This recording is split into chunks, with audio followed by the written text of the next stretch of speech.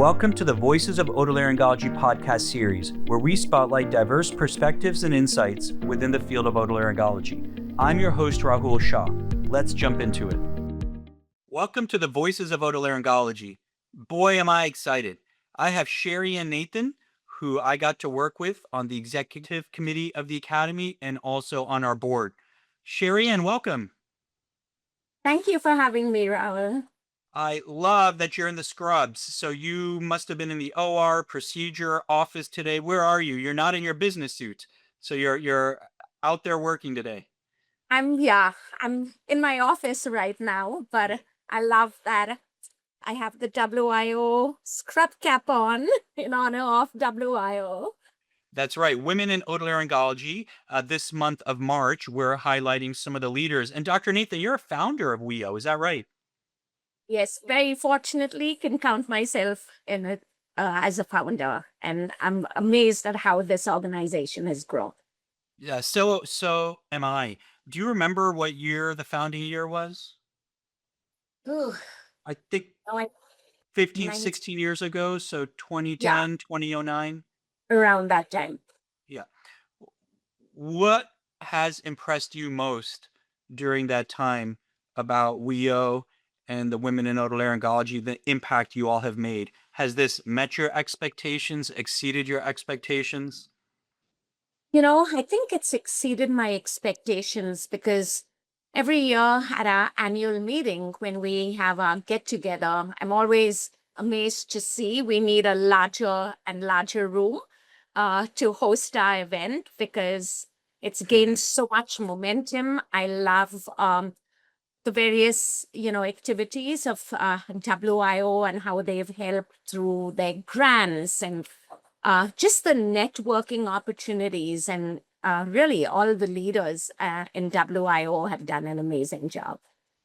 I forgot. Shame on me. I know you extremely well as a reader of your articles, as a fan of yours, and then working with you on the board. But I forgot to let you introduce yourself.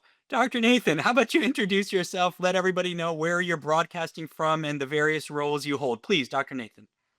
Thank you. So, Cherie-Ann O, and I am currently professor and chair at LSU Health Sciences Center in Shreveport, Louisiana, and I also serve as director of the head and neck cancer program,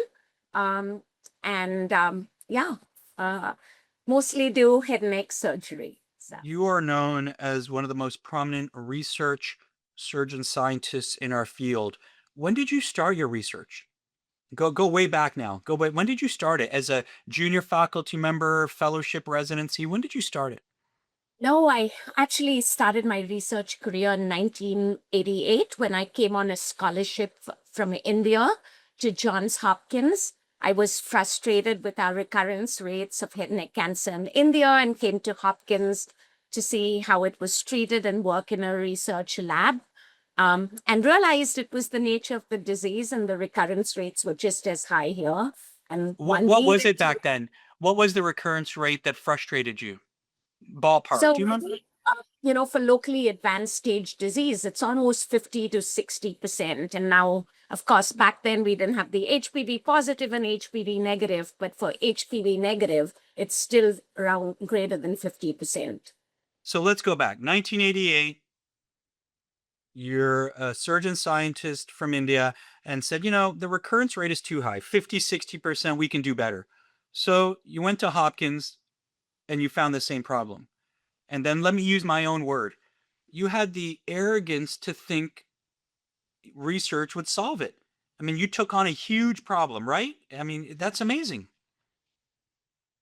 Yeah, I mean, I realized the only way one could make progress or help our patients is really research. And I saw what the Hopkins faculty did back then and how they were so persistent with what they did, and how research really was a very slow process. Moving something from bench to bedside could take years and years, and sometimes, you never made it, right? And made a change in your patients' lives. But I think I've been fortunate. I haven't given up on that passions and persistence of mine. And I know we're here to talk about curcumin gum, but I do have another project that has worked really well, inhibiting the mTOR pathway. And our phase 2 clinical trial on that looks very promising. So I'm going to put that as a placeholder. You're going to talk about both of those in just a second, but I want to go back to 1988. So here you come as this surgeon and saying, what were you saying to yourself? I'm going to bring down the recurrence rate. I'm going to solve the world. Or was it, I'm going to ask a hypothesis and try to get a grant funding?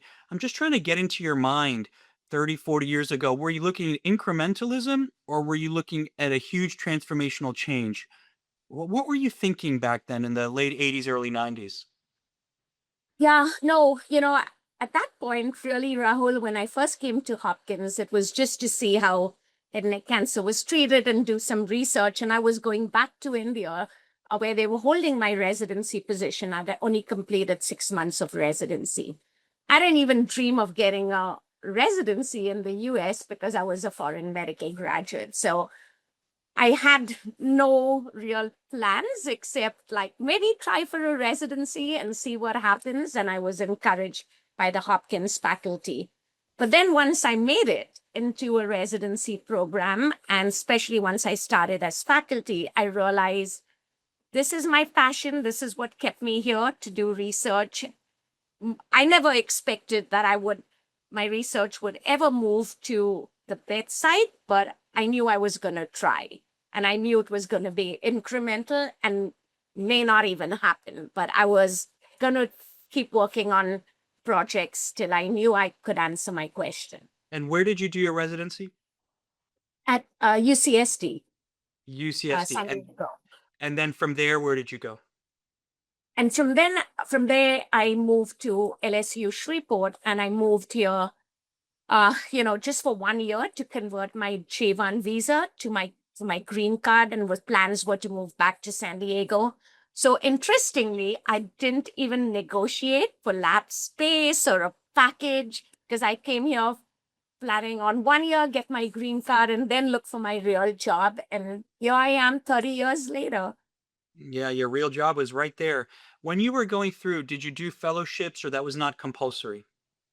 I did do a fellowship in head and neck at UCSD. I stayed on for a year and did a head and neck fellowship. So Yeah. junior faculty member at LSU, which was your temporary but then permanent home. What was your early hypothesis? Do you remember your first couple of grants? What were you trying to look at? Yeah. So, I started talking to molecular biologists at LSU and explained the problem that we have this high recurrence rates, and our recurrences are really at the surgical margins. A lot of them are local recurrences, right? Oral tongue cancer. And we spend these hours and hours in surgery, with neck dissections and then microvascular reconstruction. And it's very frustrating that our local recurrence occurs within the first 2 years. And so my hypothesis was at the molecular level, we were leaving cells behind in these surgical margins that were not identified histologically or were destined to undergo malignant transformation to invasive cancer.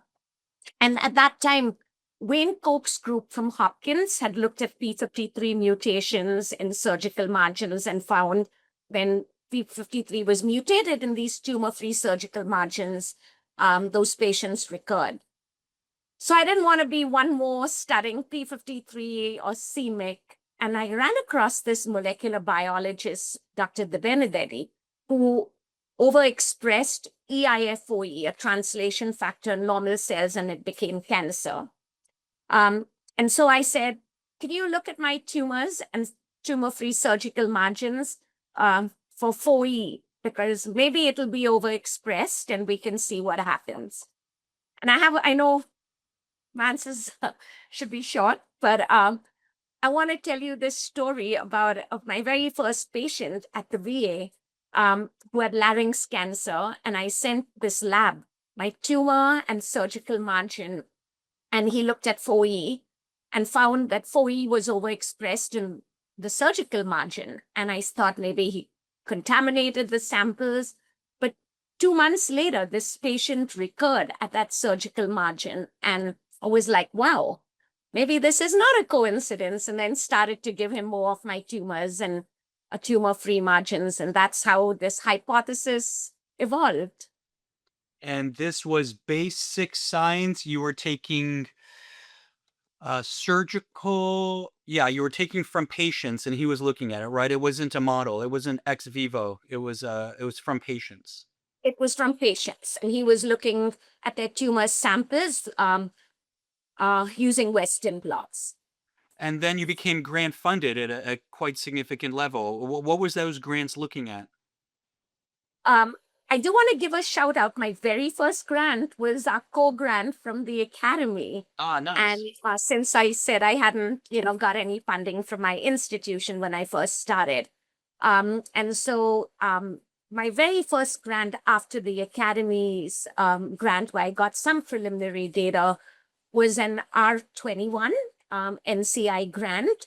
And basically that was to study tumor and surgical margins and look at what were the downstream effects of this AKT-mTOR pathway when it was overexpressed in surgical margins, because angiogenesis plays a very important part in tumor progression.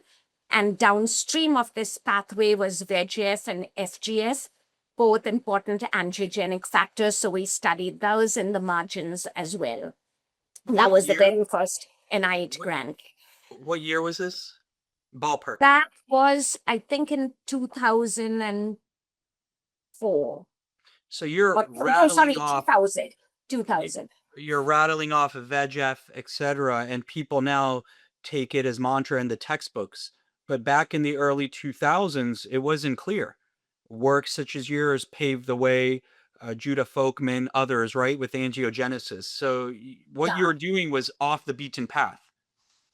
Uh, I don't know. So I think Judith Folkman, of course, was the one who, came up with the VEGF story and angiogenesis, but I clearly used that, in my hypothesis and looked at the downstream effects. Amazing. So then how long did you continue that body of research inquiry before you branched off into the two things that we wanted to talk about today? When did you then pivot into that? How long did you tell the VEGF story through the NIH funding? Yeah, so VEGF was just one of the factors downstream. It was more the AKT-mTOR pathway. I then started working with companies, Wyeth and Novartis, who were making mTOR inhibitors. Did the first clinical trial with temsirolimus from Wyeth's, looking at how these patients with head and neck squamous cell cancer, whether I could inhibit this pathway. And then more recently, using the oral formulation of Novartis's drug everolimus, which is an mTOR inhibitor, completed a multi-institutional clinical trial. We had 13 institutions across the country, and the results look really promising. Patients were given everolimus or placebo as adjuvant after completing their definitive therapy and being free of disease. And we found a significant difference in 2-year progression-free survival in patients who had HPV-negative tumors. So we're very excited about that. And that's one of the main projects I've worked on. And that came from this 2004 early funding, and now it's almost 2 decades later. Is that right? That's the most contemporary work? Yes, absolutely. And And where do you plan to take that? Now you've done 13 sites, multi-center study. What's the next step of that? Is it really getting out to the general population? Where do y'all see that? yeah, so that was a phase 2 trial, and it included both HPV positive, HPV negative, P53 wild type, and mutated patients. However, progression-free survival was significant only for the HPV negative. So now we are planning on a definitive phase 2 trial just for the HPV negative patients, and going to keep them on everolimus for 2 years to look at whether we made a difference in progression-free And survival. how does that drug work? Is it IV? Is it oral? How is it? It's given as an oral formulation. And that was one of the big advantages over Wyatt's stem sirolimus, because they had to come in every week for an IV formulation. But most of our institutions, our patients travel from so far, being tertiary centers. And so the oral formulation makes a big difference. Is it daily, weekly, monthly? It's daily, 5 milligrams to 10 milligrams daily. Yeah, I just want to educate my peers. I'm not familiar with the drug, so it's always nice to educate our listeners. What are some of the side effects to look out for if they have a patient being treated for head and neck HPV negative using this? Yeah, so interestingly, the side effects are minimal. There can be one of our patients got hyperbilirubinemia. You can have thyroid effects, hypothyroidism, some skin reactions, but really not significant problems. Mucositis, but much less than chemotherapy and even less than the EGFR inhibitors. I've never made such a discovery or a contribution in anything in my life. Tell me the truth. Do you sit there looking at the bottle and you're like, oh my God, this is the coolest thing ever? Could you have thought 22 years ago that a hypothesis would lead to somebody taking an oral pill that helps their tumor free survival? No, and I feel, fortunate, and still till the definitive trial is done, think it's too good to be true. But if it does work, that would make my dream come true, because that's what brought me from India to the US. And What does so the I hope preliminary data show? I don't, and so what you've published is the 13 sites. Yeah, that's what you published. What does that and that is show published. briefly? Can you summarize that? What is the statistical significance? What's the elevator pitch from that study? Yeah, so patients with P53 mutated tumors were HPV negative when they were randomized to placebo versus everolimus as adjuvant therapy. Um, there was a significant difference in 2-year progression-free survival for patients who got the everolimus drug compared to placebo. And what is that rate? The progression-free survival. What is that number? So this significant difference was I think, 0.03. That was the p-value, but what was it in terms of months or years? In terms of patients got this drug only for 1 year after. So the progression-free survival was, just a few months, but it was significant because uh, once we stopped the drug, then they started recurring. And that's why in this next trial, we're going to put them on everolimus till they progress or have, significant side effects. And really, in breast and renal cell carcinoma, patients have been on everolimus for many years.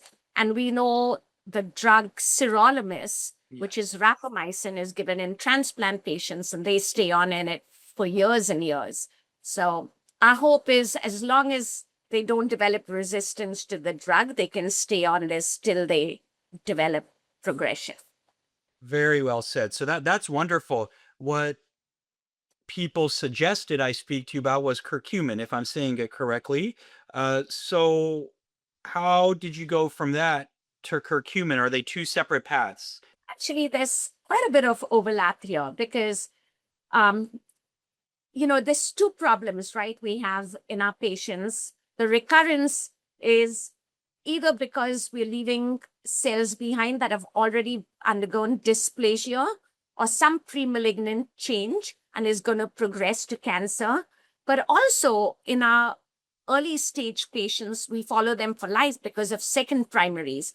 So the cigarette smoke has caused pre-malignant changes in the entire mucosa. And even though you've cured one cancer, you could develop a second primary. But having moved to Louisiana also, Rahul, people chew tobacco over here, and I saw a lot of leukoplakia.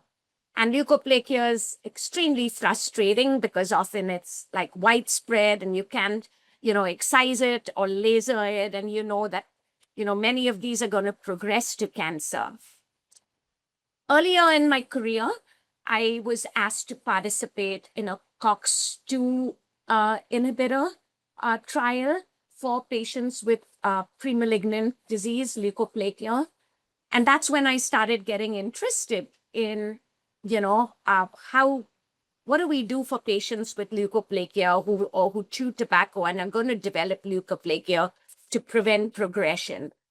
And I realized during that COX-2 trial that many drugs had worked. The retinoids had worked. That was done by MD Anderson. COX-2 to a significant degree worked. But the problem was patients, when they came off these drugs, the premalignant lesions reappeared and then often progressed to cancer. What year was this? What year was this? I would say, golly, I think that Searle trial was around 2008, maybe. I could Perfect. be Thank you very wrong. much. Thank you. About 15 years ago. Please go ahead. Yeah.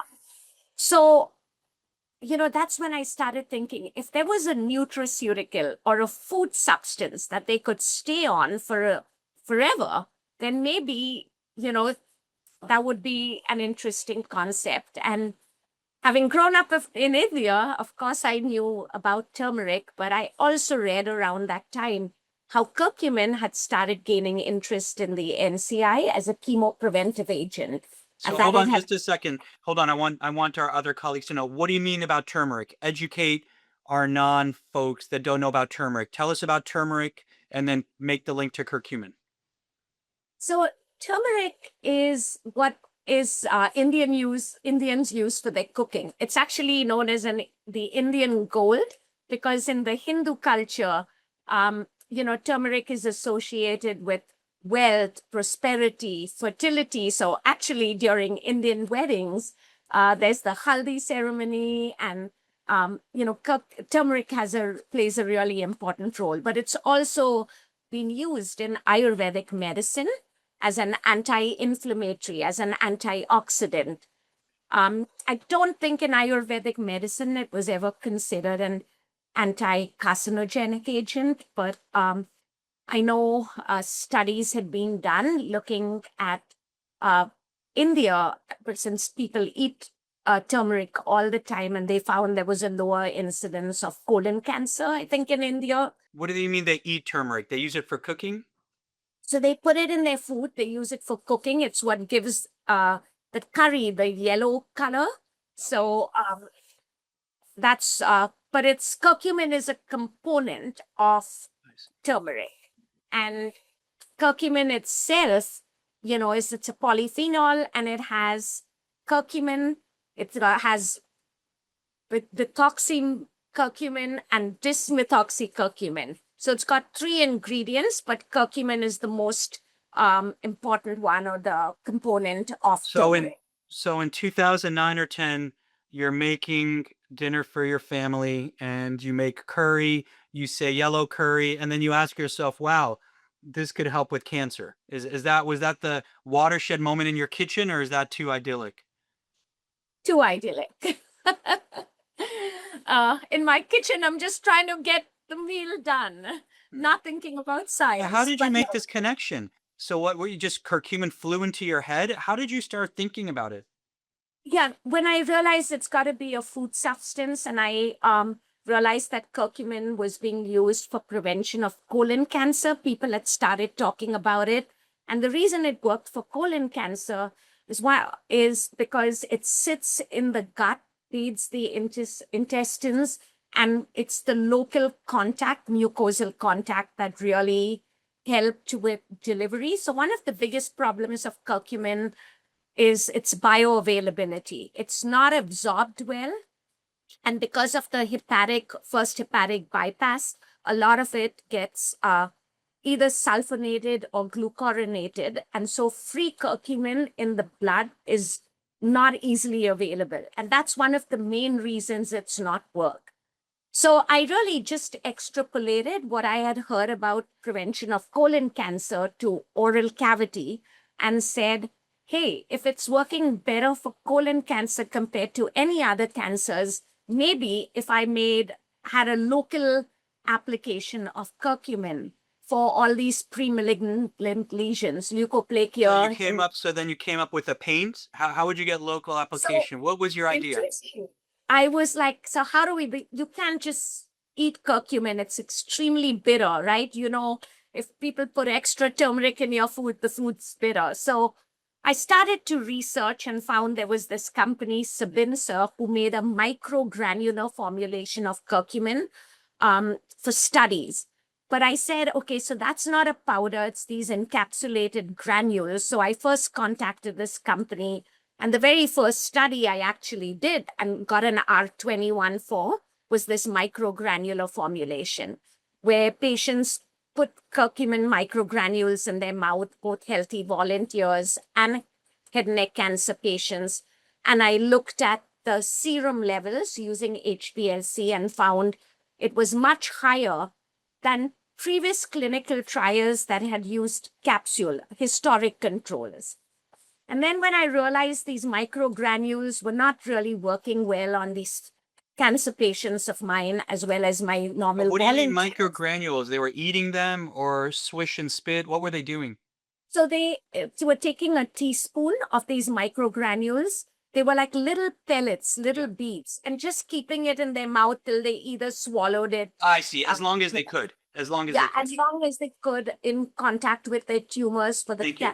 Thank you. tumor patients. So then I said, hey, what about taking this a step further? And why not try to make a curcumin chewing gum? So they're chewing it, moving it around in their mouth. Maybe they'll get rid of the habit of chewing tobacco, So because you made a chewing gum? So yeah, I What does your contacted a mother think pharmacist. about this? I know you've told me about your mother. So does your mother know you went 18,000 miles away and you made a chewing gum? She does, but I don't know if she knows details about it. I don't tell her much about my So science. oh my gosh, what is that? This is the chewing gum, the curcumin chewing gum, for which we actually have a patent. So I contacted a pharmacist in town and asked him if he would make a chewing gum with me. When And was that, that's how Dr. Nathan? What year? the chewing gum, we got the patent in 2011 or Fine. 2012. So now you've been using it for 10, 15 years. What are the No, but results? the gum took much longer. The first time we made the gum was in 2018. Fine. So 6, 8 years. What do the results look like?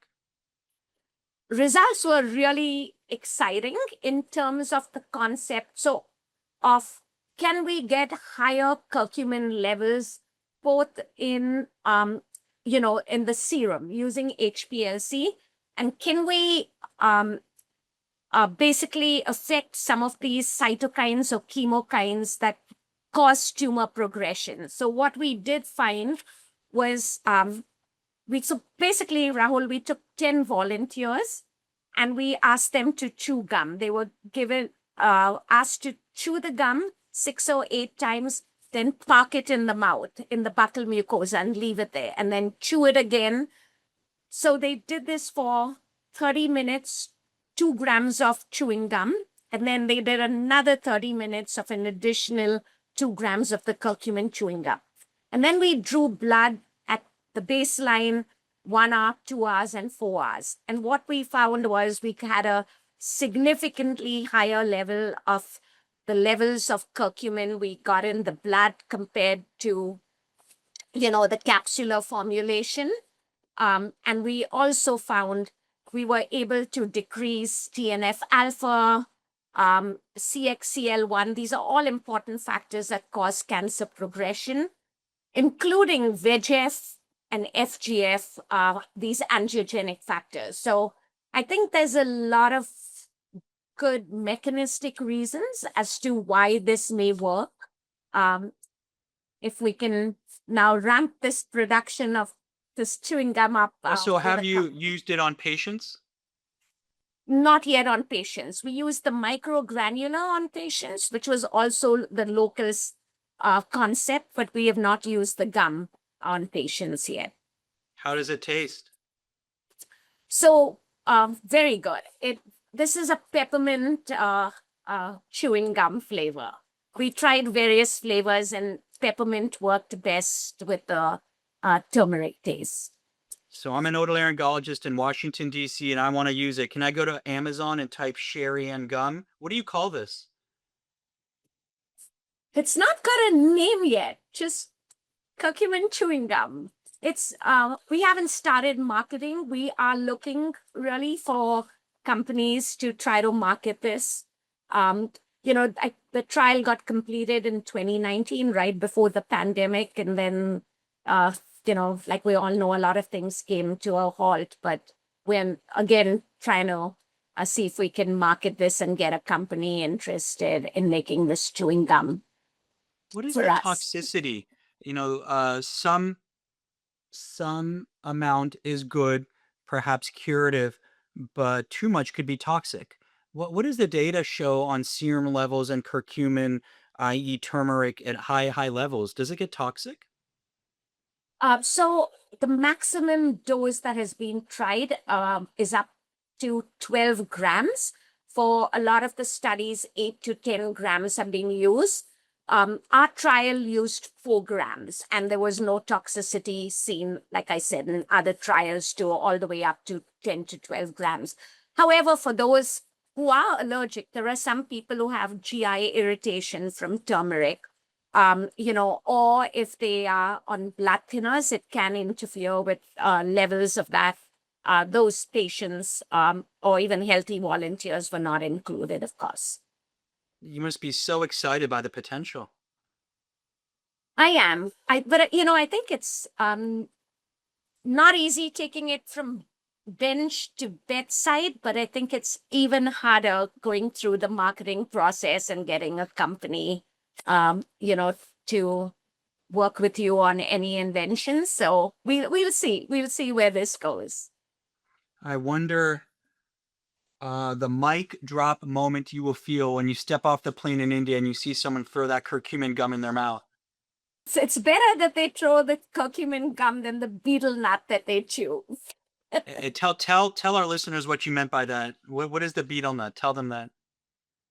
So the betel nut is this nut that has a very significant carcinogen. I think it's called oregano. But they chew it in this leaf. It's called pan, and they chew it with tobacco and I don't know, all kinds of other toxic substances. It's red in color, and I think you'll see it because people tend to use it all over the place. And I remember the first time I saw a patient, I thought it was a tumor in the buccal cavity, and all of a sudden this tumor moved over to the other side, and I realized they had parked this betel nut or fun in their mouth. But interestingly, tobacco chewing it does the same, and I know there are pockets even within the US where people still use the betel nut even over here. So Yeah. that was 40% of our malignancies in India of the head and neck because of betel nut chewing. So we're nearly out of time, and I'd love you to perhaps impart some of your energy, excitement, inquiry to the next generation. When we talked about WEO, the WEO leadership asked me to do a podcast with you, and now I know why. I have found this very entertaining and exciting, and your research inquiry is contagious. What do you tell those residents, early career scientists that are out there? How in the world do I get from a core grant to a chewing gum? How do I get from a core grant to Wyeth and Novartis and a drug that people are taking? Yeah, I will say if you are passionate about something, follow your passions. Secondly, don't give up. I think we all get, our summary statements from our grant reviews, and, you think, oh my God, there's no way I want to put in another grant. This is not even doable. And the reason we give up easily is we can always go back to the clinic. We can always go back to surgery. Unlike PhDs, we keep trying. And so I would say never give up, keep trying. It works. Um, get started with the Academy co-grant. I mean, that's not only where I got started, but that's where I met so many other WIO, uh, you know, surgeon scientists, Carol Bradford, and myself got the grant at the same time. It's more lucrative. You said it's easy. I can go back to clinic, but it also financially sometimes is more lucrative. The path that you and Dr. Bradford, others have chosen sometimes is not the instant gratification. Do you know, and if you don't know, you don't have to answer this, over your career from the core grant to today, what has been your success rate with grants? Try to add it all up, numerator, denominator. What has been your success rate? You might not even know, but what has it been? I don't know if I can talk about success rate, but I will say from 2000 until last year, I have been NIH funded. I've had R21s and then RO1s after that. But my point is you failed. You didn't always get them. I have failed every single time. I have always got my grant on the last try. I failed on this last RO1 I've just submitted, and I have to now go in as a new grant. So I have never been fortunate the first time around, the second time around when we were allowed to try 3 times. So yeah, I think just don't give up. It all So, works out. so you have failed more than you've been successful, but yet you've been continuously funded for almost 26 years, 2.5 decades. And I owe a lot to my collaborators, my multi-PIs. So that's my other recommendation to everyone is always reach out, see who else is working in the same field and, reach out to them. People are so helpful, and having strong collaborators definitely makes a difference. And for full disclosure, I did not allow Dr. Nathan to list all her collaborators and co-PIs. I asked her to just to keep it to herself, but it would have taken probably 20, 30 minutes for her to thank everybody, but I didn't want to do that. So she does represent Team Science. Can I acknowledge one person? And it was really my lab manager who died of pancreatic cancer when she was 40 years old, and was the first publication on curcumin was Cheryl Clark, who died of it. And very interestingly, she was one of the normal volunteers where I was looking at serum cytokine levels or in the blood. And years after she died, when we kind of looked at the data and we looked at the normal volunteers and the names, we found that her VEGF level was 10,000 times higher than other normal volunteers, and realized, oh my God, she must have had cancer when she was a normal volunteer, and it's just, I have her hanging over here in my office. That's Cheryl Clark, my first lab manager who started me on the curcumin project. So thank you. Amazing story. Amazing. Thank you, Dr. Nathan, for sharing your time with us, your insights and your inspiration, and acknowledging your lab manager and the personal story behind our work. Thank you so much. Thank you for having me. Thank you. Bye. We hope today's episode sparked some fresh ideas. If it resonated with you, please subscribe and share it with friends. Have thoughts or suggestions? Use the feedback form in the show notes. We'd love to hear from you. And don't forget to follow us on social media for highlights, behind-the-scenes content, and updates. Thanks for listening. See you next time.